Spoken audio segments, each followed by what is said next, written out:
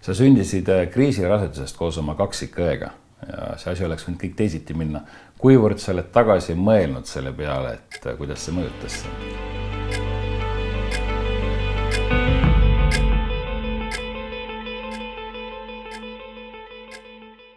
No lapsena me ei teadnud midagi, eks ole, see oli ka teine aeg, kus hoopis väga rasked päevad olid. Aga kui me juba vanem olin, siis ema rääkis mulle. Ja probleem oli selles, et kui ema kandis meid mõlemaid, olukord oli nii kehva. Ja siis meie majas elas ka üks naisarst ja see nõudis isa käest, et tuleb aborti teha, et ema ei kanna välja.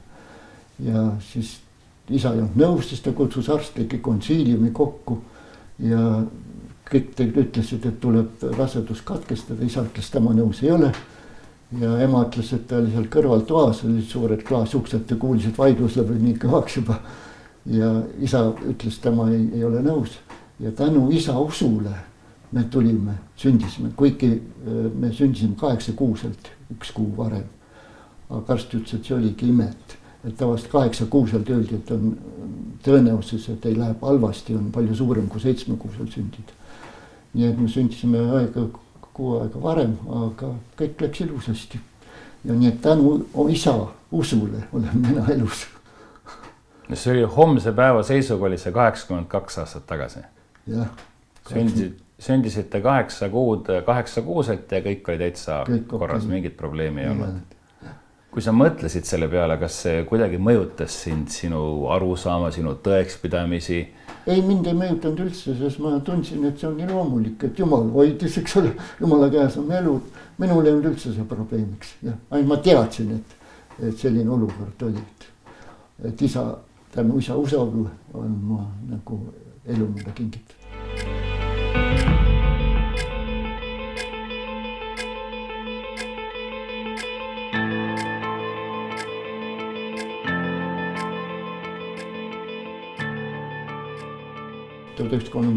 aastal kolisime Narva ja see oli ka ime, et isa tundis juba tükk aega, et ta peab Pärnust ära minema.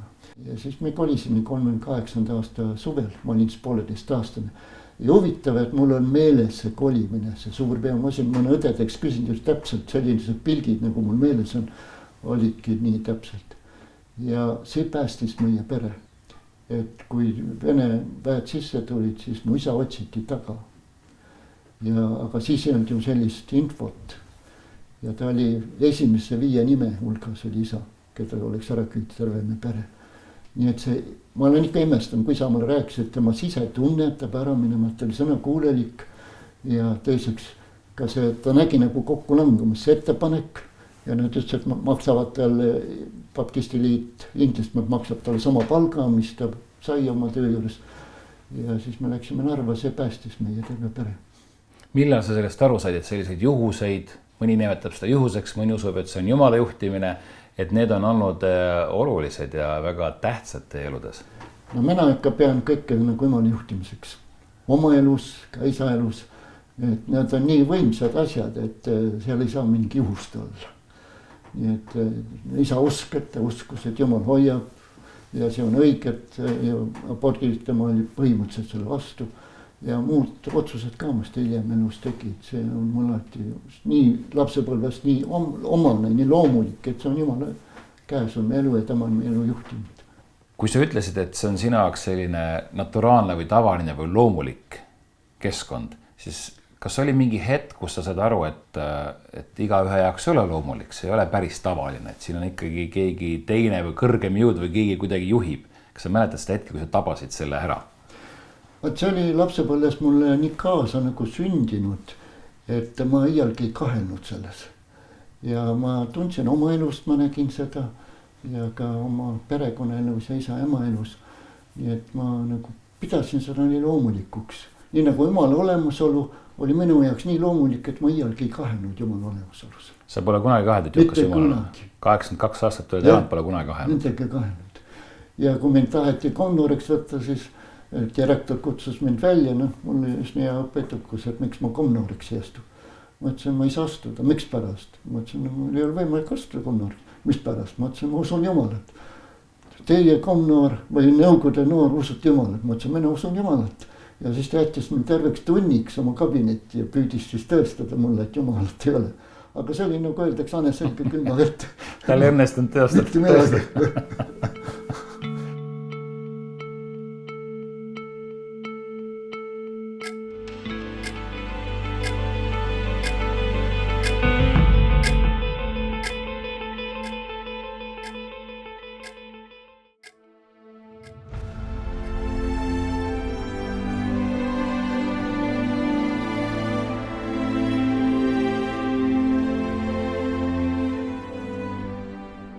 Ma mäletan, kui Narva pommitati, oli nii valge öösel, et ma võisin vabalt lugeda ja kirjutada.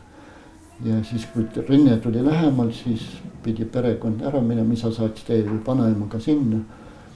Ja isa palvetas enne, kui ta meid keele saatis. Ja kui me sõitsime, siis ma mäletan, et pildid on siiamaal meeles.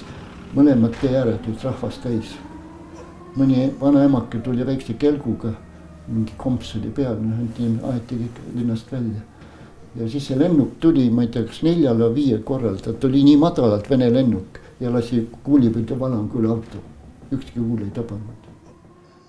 Ja siis, kui me Tapal ootasime rongi, seal ööpimeduse ja Tapal tuli see häire, et tuleb pommirünnak. Siis kõik tuled kustutiti ära, seal oli üks suur 2 laskemoona rongi. Ja siis sõdurid ei julged suitsu peale tuld ka teha, et midagi valgust ei oleks näha. Ja siis me palusime vaikselt lapsenud, et Jumal hoia meid ja kõik pommid kukkusid sinna sohu, et ükski ei tabanud ja.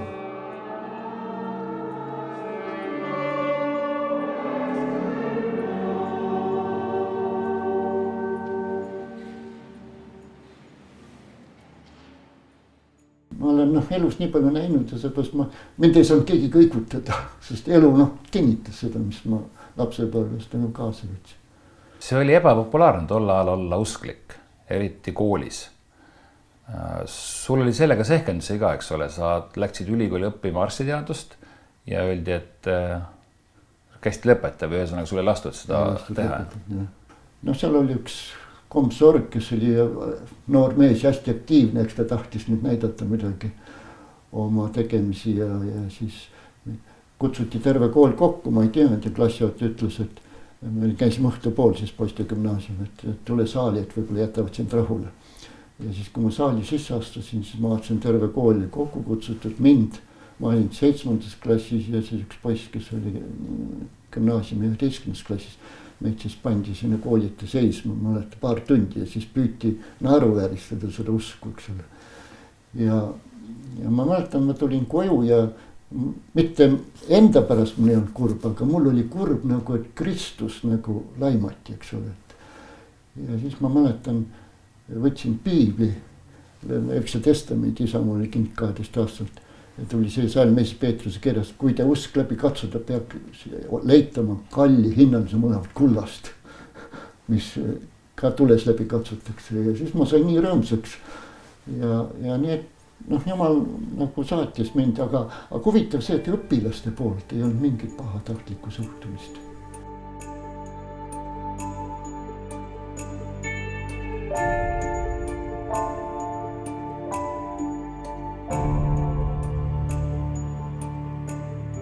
Tallinnas tulin ja ma nägin seal Kroonikut haiglas käisin ja ma nägin neid haigeid. Et siis tekkis mul südames suur tunne, et ma pean minema arstiks õppima, et kuidagi neid inimesi aidata, et neile rääkida Jumalast, eriti surijatele. Ja siis ma läksingi Tartu, siis on tekst, ma mäletan, suur konkurss oli seal, ma ei tea, 5 õpilast ühe kohale. Ja ma läksin sisse ja, aga ma tegutsesin edasi, ma käisin kõnelemas, eks ole. Ja Tartus laulukooris laulsin seal ja ma avalikult ju tegelesin.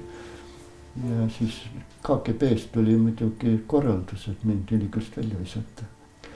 Ja siis ülikooli hooldav õppejõud või kursi hooldav õppejõud kutsus mind välja, ütles, et Aamut, et ma ei nõua, et sa midagi südames eitad, aga luba avaliku komnoorte koosoleku ees, et sa enam kirikusse valemasse ei lähe.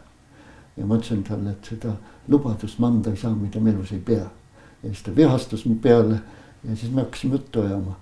Ma paar tundi rääkisin temaga ja kui me siis juhtumist lõppisime, siis ta tõusis püssi, tuli pisarad silmas ja ütles, ma siiski südamest hindan te vaated. Et ta nimelt kindlalt seisab veendumustest. Et ta oli esimene inimene, kes ütles mulle ammu, minge konsistooriumi, seal saate ka kõrgem hariduse. Mingi keelk õpetaks õppima. Sa ise ei olnud selle peale mõtelnud? Ma ei olnud mõelnud seda, jah. Ma mõtlesin, oma elukutse peale arstiks ja, aga ma usun jumalegi kaugemale, vaevalt ma oleks kunagi pastorina saanud, ma tahtsin kirurgiks saada, et kirurgina pastorina töötada oleks väga konfliktne olnud. Aga kas see soov inimesi aidata, kas see võis tulla sinu lapsepõlves, sinu ema, isa aitasid, vaeseid no sinu? Isa jah, eriti oli tohutu inimeste aitaja, et see võis ka kusagil see pesitseda sees, aga just see on näha nagu inimesi konkreetselt, see nagu tõstis mu südamest, mis selle soovi. Aga mul oli 100 piletis see presviitor sees, eks ole, või presbüüter eesti keeles. Ja mõtlesin, kui ma nüüd ülikooli viin oma 100 pileti, siis tõmmatas kohe kriips peale. Ja vaat, kuidas jumal korraldab. Ükskord tulin töölt, ma käisin seal Rahva Raamatukogus selle Draamateatri vastus ikka raamatuid vaatamas, ostmas, mis ka vanaaegseid ja ükskord lähen, ostan raamatu, tulen kassa juurde ja katsun, et põutaskus rahakoti ei ole. Mõtlesin, kas ma unustasin siis töö juurde või no ja siis läksin siis õe juurde või ta elas seal Balti jaamad, aga koju ka sõit, eks ole. Me elasime Nõmmel siis. Ja siis järgmine hommiku kell 6 oli piinid ukse taga ja siis ma läksin lahti tegema, et kas küsis, kas see mees elab siin. Ja ta elab küll, see on meil poeg. Et kutsuda siia, siis ma läksin sinna, siis ütleb, näed, siin on te rahakott. Oli ära võetud raha ja sõjaväepilet. Pass oli alles, kuigi ma käisin ka miilitsas ja seal pidin trahvi maksma ka passi eest ja sõjaväepiletis 100 rubla tol ajal. Selle eest pidid trahvi maksma, et sa ära kaotasid? Jah, või varastati, eks ole. Aga siis nüüd passi oli alles, siis see annuleeriti, ega sõjaväepiletis pidin trahvi maksma. Ja siis ma läksin sõjakomissariaati ja siis kirjutati sisse mul juba tekstiiltrükki, kus ma töötan. Ja kui ma läksin siis tippi nende eksamitele, siis ei olnud mingit probleemi, eks ole.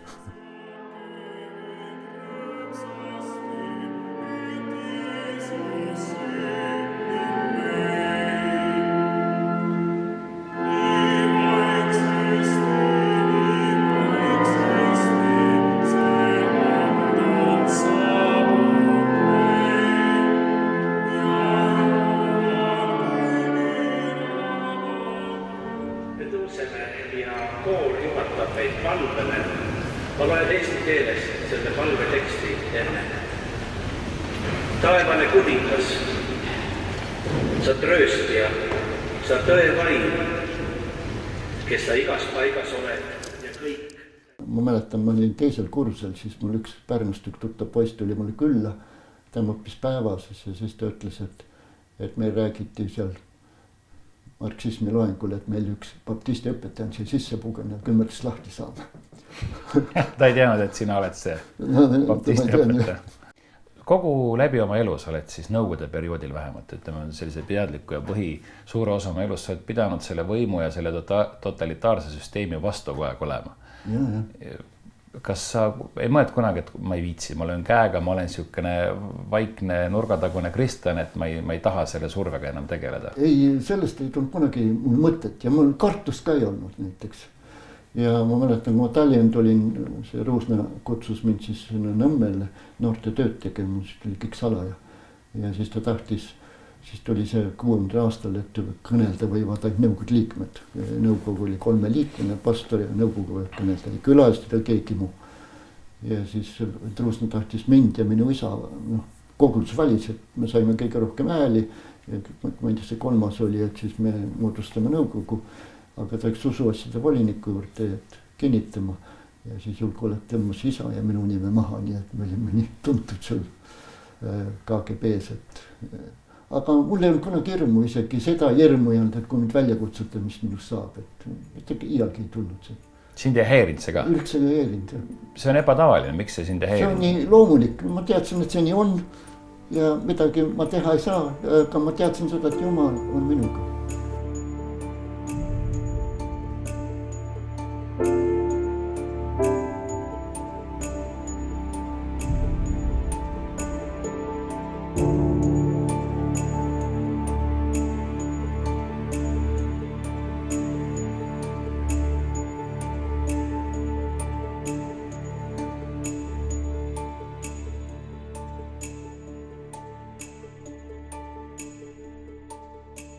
iga õhtu oli meil suur söögilaud, kus terve pere oli koos.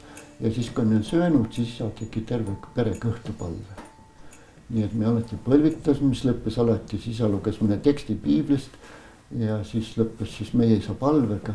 Ja mäletan, see lapsena oli ka, mind alati kõnetas, kui ma seda meie isa palvet lugesin, eks ole, et see nagu alati puudutas mind ka.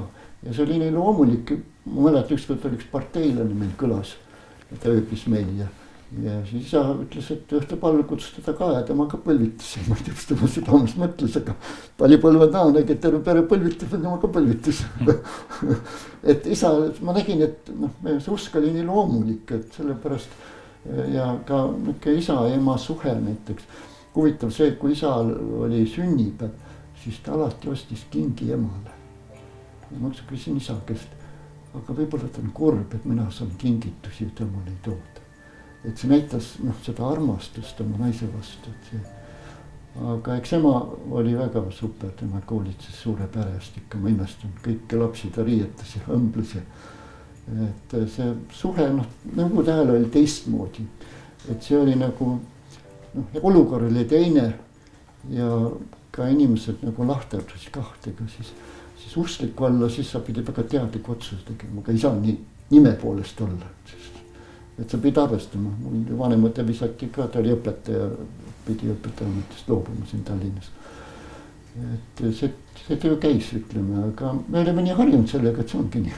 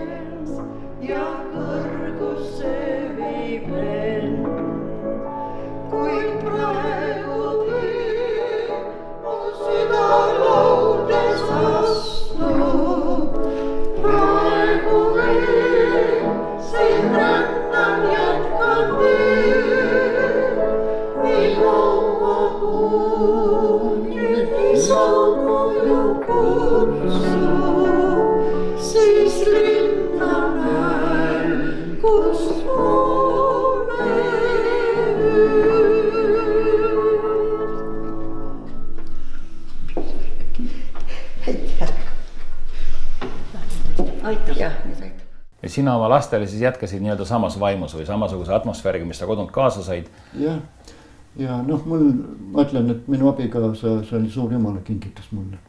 Ma olen öelnud eluaeg, et see oli nii suur kingitus, et ma ei osanud seda kunagi ette kujutada, millise kingitus jumala tegi mu abikaasa. No milles see kingitus siis avaldus? See oli tohutu säravisiksus.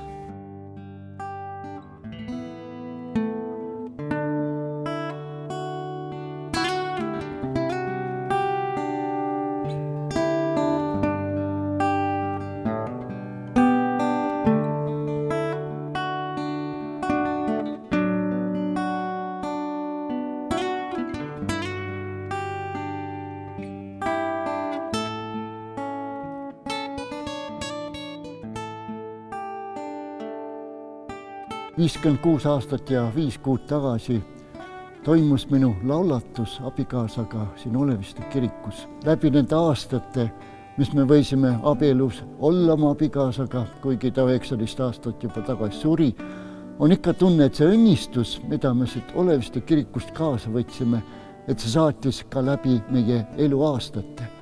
Ja see õnnistust kogesin mitte ainult mina, vaid ka minu lapsed tundsid, et tõesti meie kodus on üks armastuse päike ikka säramas. Aga siin Oleviste kirikus olen ma laulatanud ka oma esimese poja ja ka oma teise poja ja sellepärast on see jäänud mulle nagu armsaks paigaks, ka üheks pühaks paigaks ja väga olulisteks sündmusteks ka nende mõlemi elus. Olen öelnud alati paljudele abielupaaridele, keda ma olen võinud laulatada, et laulatuse sisu on just, et teie ellu palutakse Jumala õnnistust. Ja see on, mis rikastab teie elu. Ta oli väga temperamentne. Mul ämm ütles, et ta oli, et tule, et pudelis käibi sind paika, eks ole. Aga väga tagasihoidlik. Aga ja siis, et kuidas temaga pühendas ennast lastele. Kui mina käisin veel tipis ja õhtuti, siis tema oli see, kes pani lapsed magama ja rääkis, nii, ta oli väga hästi mingis klaverit. Ta oli väga musikaalne. Ja siis ta alati seletas lahti lastele sümfooniat. Ja siis ma vaatan Beethoveni 5. sümfoonias ja siis ta rääkis, et kuningas tuleb valge hobuse seljas. Siis Meeko ütles, emme pane see valge ratsuga kuningas see lugu meile mängima. Ta seletas nagu, ja ütles, et tema kuuleb muusikat, ta kuuleb nagu, ta näeb nagu pilte muusika läbi. Ja siis ta lastele seletas nii, et see muusikaarmastus, see on suur teene. Tema asendas nagu mind, kui ma olin väga hõivatud, õppimine pühapäeval teenistused, eks ole. Abikaasa nagu asendas kõik seda oma lastel. Ja lapsed nägid ka, kuidas ma oma abikaasa suhtusin, et see oli neil ikka suureks jutluseks. Kas sa tegid teadlikult suhtusid oma abikaasast selliselt või see lihtsalt oli naturaalne? See oli nii loomulik, jah. See oli nii loomulik, siis ma nii armastasin teda. Ja nagu ta ütles mulle, et kui ta siin põlvitas, siis ütles, et ma tundsin, et see on tõotus, mida ma iialgi murda ei tohi. Ja nii oli temal elus väga oluline just see tõotus, mida ta oli teinud nii Jumalale kui ka siis abielludes ka Jumala ees ja ka minule. Nii et tema ustavus ja truudus, et see on alati mind hämmastanud. Nii et oma elu lõpus, kui ta oli haiglas, vähjaga Tartu haiglas, ta kirjutas mul mõned kirjad, siis üks lause on mul ikka selles kirjas meelde, mis ta kirjutas, ütles, Aamo, mul on ikka selline tunne, nagu me oleks 1. aastat abielus. Et kuigi oli 36 ja 3 aastat sellest möödunud, või natuke, jah, 36,5 ütleme. Ja ka ta ütles, mul on ikka tunne, et me oleks nagu 1. aastat abielus. Nii et see oli tema elu kokkuvõtte nagu abielust ja ka mulle. Ja kui ma loen neid sõnu, mida ta kirjutas, siis tõesti alati, ta oli suur kirjutaja, nii alati on mulle pisarad silma. Sa räägid oma abikaasast kirglikult, sinu poeg Meego, nii palju kui mina kuulnud, räägib kirglikult teie suhtes, sinu, siis oma ema, oma isa suhtest. Pikka aega olite koos ja ühel hetkel sinu abikaasa lahkus siit ilmast, et see võib väga raske olla, kui sa oled pastor. Ja tõesti, see oli väga raske. Mul oli nõuke tunne, nagu minu seest käristati midagi välja. Aga mis mind üle aitas, ma tohutult lugesin piiblit sel ajal. Ja piiblis on nii palju tröösti. Ja siis ma mõtlesin, et need inimesed, kes Jumalat ei tunne, kuidas nad üle saavad sellest. Aga see aitas nagu üle saada. See tühi koht on siiamaani olemas. Ega ta ei ole kuhugi kadunud. Sa ole mõelnud selle asendamise peale selle kohast? Ei ole iialgi mõelnud. Sest et see elu oli nii ilus, et ma tunnen, et sinne pole vaja midagi juurde lisada. Et Viivil oli eriti kirjutamise anne, et tema kirjandeid alati loeti klassis ette, et need olid nii omaette pärlid kohe, mida ta oskas sõnades seada. Nii et ja selle kirja teel me tutvusime ja siis, kui ma ükskord läksin siis järgmise aasta kevadel, see oli 56. aastal, läksin talle külla, siis ma nägin, et see, mis ta tegelikult oli, et see oli midagi palju täiuslikum ja rikkalikum kui see, mida ta mulle kirjadel, nagu ma endast pildi andis. Et mu lapsed ikka ütlesid, et emme oli nagu päikeme kodus. Ja mul on meeles ükskord, oli üks emadepäev ja Taavo oli siis Viljandis, see oli 9. aasta alguses. Ja ma palusin, et Taavo mängiks seal kirikus midagi emadele, aga enne kui ta mängima hakkas, ta ütles ka kõikide emadele ja ütles ka oma emale. Ja ütles, et terve meie lapsepõlve kodu oli täis armastust.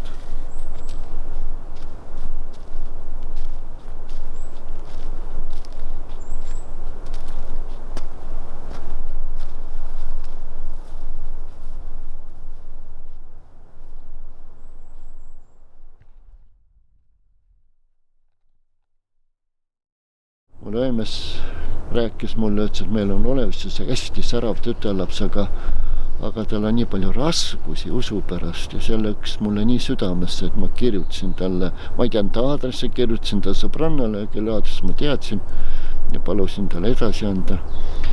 Ja siis tuli Viivilt pikk kiri, 3 plokilehte, mõlemad pooled täiskirjad, 6 lehekülge ja ainult küsimused. Nii et tema oli kasvanud hoopis teises miljöös. Mina olin suurest perest, tema ainuke lapsevanematele. Tema töötas teatris.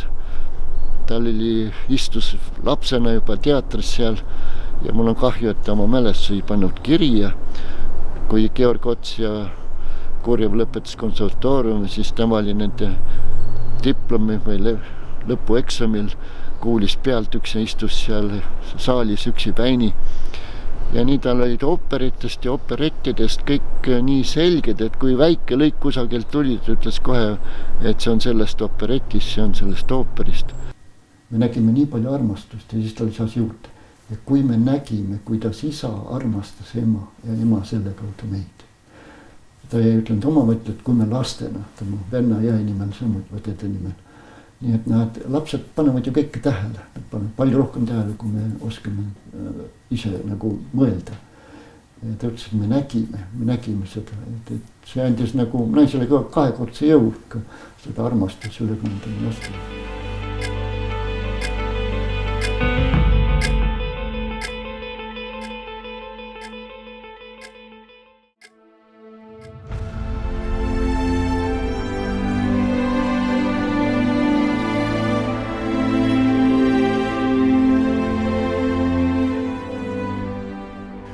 Mis on oluline, mis on tähtis selle teenimistöö juures olnud nüüd emeriitpastorina? No see tähtis on see, et inimesed tunnevad ära, kas see tõeliselt see südame hoiak ja sa teed seda töö pärast.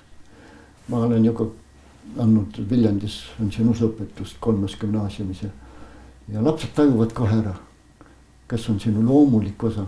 Ma palusin oma abikaasat veel põhikoolis anda, sest ma ei jõudnud ja siis ta ütles, ei aamu, mina olen mingi õpetaja, aga ma teadsin, ta võrratu. Ta läks tundi, sest lapsed paneme käed kokku, palume, et taevas õnnistab meile usõpetuse tundi ja ta saavutas lastega, ta kutsus tütar koju, rääkis neile eetilistest probleemidest, kutsus poisid, seda ma nüüd lähed sõna räägid neile. Ja ta leidis lastega tohutu kontakti. Ja kui ta oli juba meelne usõpus ära keelati, siis suured tõrukud tulevad mu juurde küsivad, kus me õpetame. Mina ütlesin, et mis õpetame, mis õpetame, no me ei õpeta, siis me tapasin ära, et nad mõtlesin abikaasat. Et isegi nende südames oli jäänud nii tugev jälg. Millal see usuõpetus ära keelati? See oli juba Eesti Vabariiga, taasiseseisvunud Eesti Vabariiga. Kui ma veel Viljandis olin, see oli ikka juba sajandi vahetusel hakati nagu see öeldi, et meil pole võimalik maksta ja mul abikas, ma ei saanud ise minna, minu oli seal, ma istungi. Ma abikas, me ei tahagi, me teeme seda ilma rahata, saame see ka lasta teha ja haridusministeeriumist tuli nähtavasti. Aga ma andsin usõpetust esimesed tunnid tavast vabatahtlik, kas lapsed tulevad, neil oli võimalus ka koju jääda ja ma imestan, nad tulid. Tõusid varem üles ja tulid kooli usõpetustunnist osa. Miks te seda tegite?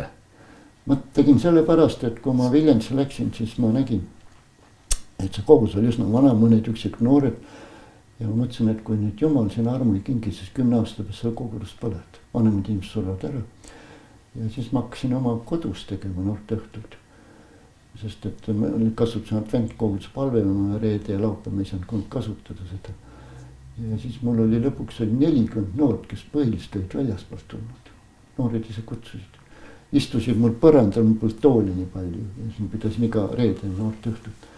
Ja siis ma sain aru, et see on tohutu vajadus. Aga Jumal juhtis nii, et minu noorem tütar õppis siis Viljandis ja tema oli rääkinud oma klassijuhatajaga, kes klassijuhataja ütles, et kas te ei hakkaks ka meile rääkima usust. Aga algust te tegi ette, kas te ei räägiks midagi maailma loomisest. Siis ma rääkisin, mida teadlused ütleb, Piibel ütleb ja siis talle see nii meeldis ja siis ta ütles, kas te hakkakski meil iga nädal hakkama usõpetust ja siis ma andsin. Ja siis poole aasta pärast direktor kutsus mind välja, et kas ma ei hakkaks usuõpetust andma ka kõikidele nende humanitaarklassidele, et neil ei oska mind ettekujutust siis filosoofiast. Ja siis mul tuli hakata, siis tuli ka teine gümnaasium ja kolmas gümnaasium juurde ja nii see arenes, aga ma ise nagu ei otsinud, aga tänu nooremale tütrele, kes nagu selle ja siis ma nägin, et see on nagu Jumala juhtimine, et see uks avati mulle. Ja mul on väga imelikke mälestusi nendest, mõned tervitavad mind siiamaani, aga ma ei tunne ära, et kes nad on. Ja üks ema tuli mõõtu, ütles, et mu tütar on nii tänulik teile, et kui ta läks Tartu Ülikooli õppima filosoofiat, ütles, et tal oli maailma pilt oli paigas. Ta võis end lasud nagu ladestada sinna peale, aga põhi panite teie talle. Ja siis sa veel võtsid kätte ja aitasid koguduse hoone ehitada või ehitasid koguduse hoone Viljandisse. See on ka ju väga suur ja raske ettevõtmine. No see oli ka, ma nägin, me kasutasime Advente kuulsa maja. Ja ma nägin, et me ei saa reede laupäev seda maja kasutada. Pühapäeval neil ka koosoleks oli nende maja. Ja siis mul tuli südames, et meil on vaja oma maja, eriti raske oli jõuluajal. Sest meile anti see viimane kell 8 aega, kes see 8 inimene ei tule enam kirikusse, ta ju istub kodus juba. Ja Luteri kirik ju tegi seal 4. ja 6. teenistusi. Ja siis ma kutsusin kõik vennad kokku ja ütlesin, et mis me teeme. Kas hakkame ehitama? Ja hakkame ehitama, kõik nagu kogudus. Ja hakkame ehitama. Ja siis tegin avalduse sinna volikogule ja siis läks volikokku seal. Ja siis pakuti mulle 5 krunti seal. Ja siis ma ütlesin, et seda krunti ma tahan, kus praegu kirik on.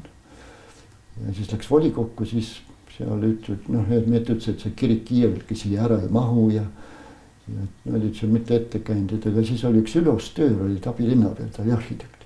Ta aitas oma ajal Ugala kirikut projekteerida ja tema lapsed, 2 poissi käisid meil pühapäevakoolis ja tema joonistas välja selle kiriku põhiplaani, mis on praegu olemas.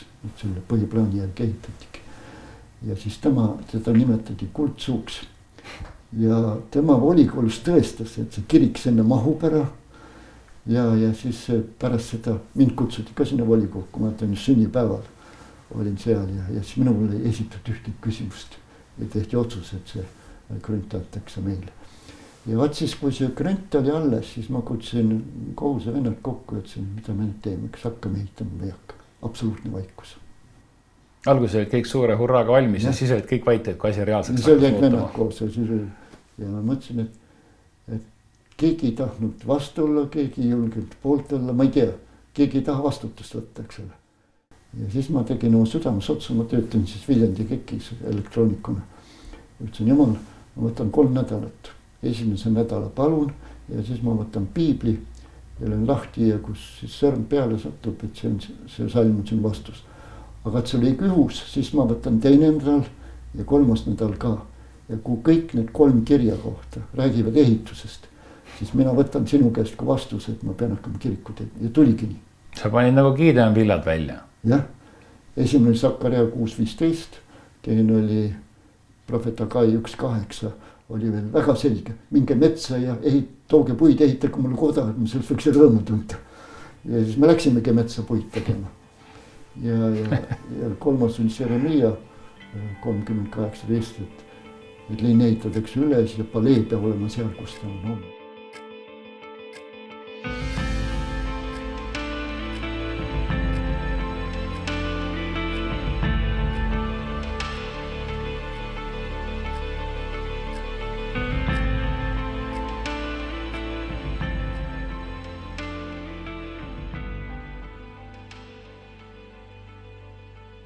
Sa oled olnud nii pikalt pastor, kaua aega. Mis sa tänapäeva pastorite ja noortele ütled, kas on praegu pastorid ja mõtlevad pastoriks hakkamisele? No, minu esimene oli see, et austage piiblit. Et pühakiri see on ikka meie elu alus ja kui me sellest lähme kõrvale, siis Jumal ei saa meid ju tõnistada.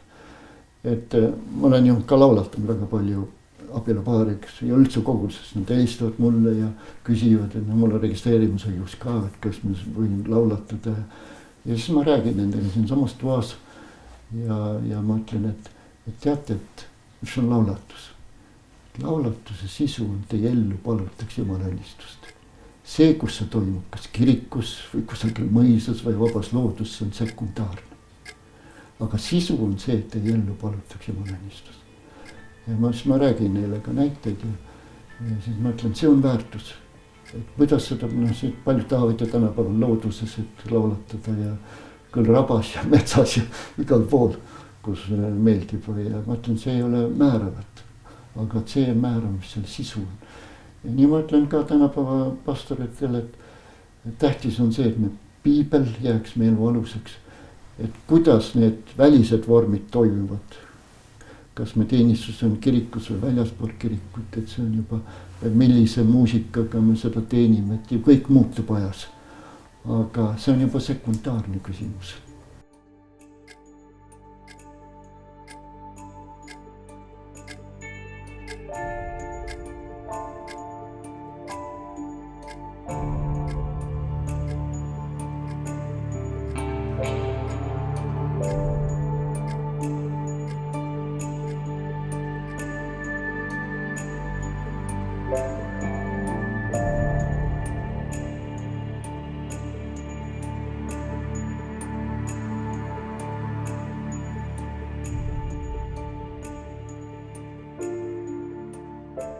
Ärge kunagi minge pastoriks, kui ta sisemist selgust ei ole.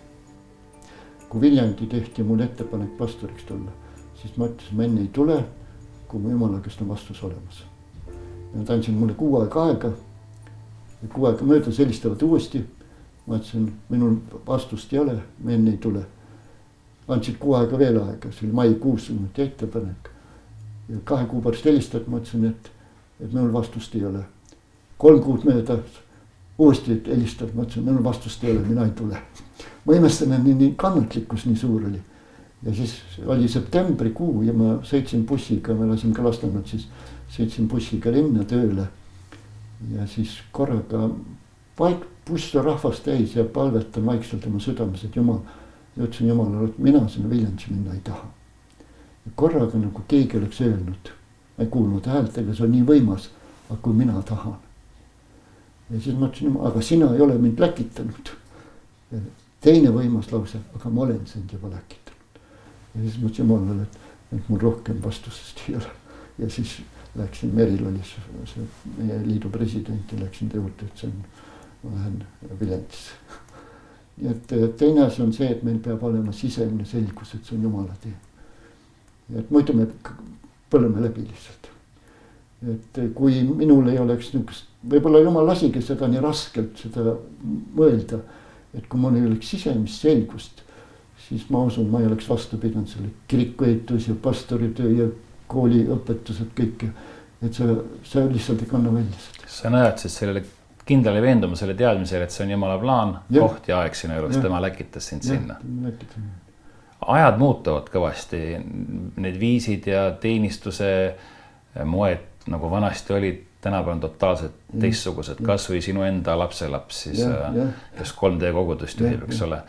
Kuidas selles keerulises, pingelises maailmas, muutlikus, heitlikus maailmas, kuidas sa sellist joont suudad hoida? No, mõtle, kuidas noored suudaksid hoida, mis sa ütled nendele, kes pärast sind edasi lähevad, seda legendi või seda edasikässa traditsiooni, seda usku? No ma ütlen seda sama, et olge väga piibli alusel. Et kui me ikka piiblist kõrvale lähme, siis me kaotame jalgaluse, siis see kalju, mille me toetame, see on korraga meilt jalgalt võetud. Niga, kui me püsime piiblil ja see, mis on teine nagu kultuuriline taust, erinevast kultuuris on täiesti erinev see, et see on teisejärguline, aga Jumal näeb, mis me südames on, et kui sa südames oled siiras Jumala ees ja sa ei astu kõrvale teadlikult tema käskudes, siis mina usun, et see Jumal õnnistab seda teil ükskõik, mis moel. Mul on ka üllatus vahet, kui ma käin noorte koosolekutel, et mul on see nagu ma harjun teistmoodi, ütleme, traditsioonilise teenistusega. Aga kui ma näen nende noorte siirast rõõmu, siis alati pisarateni liigutab mind. Ma olin siin just paar kuud tagasi, oli see piiblipäevad, 40 aastat, kui ma alustasin piiblipäevadega, noorte piiblipäevadega. Ja kui ma nägin neid noori seal, tuli ka väike etteaste seal ja siis ma nägin, kui siiras on nende rõõm. ja siis ma ütlesin, ma ei saa midagi sealt maha võtta. ma saan ainult julgustada neid, et nad edasi läheksid. et nemad teenivad selle südame järgi, mida nemad peavad nagu õigeks. aga noh, eks see on ka, millesse keskkonda nad astuvad, seda nad kannavad edasi, eks ole. tänapäeva noorte keskkond on hoopis teine, kui minu ajal oli.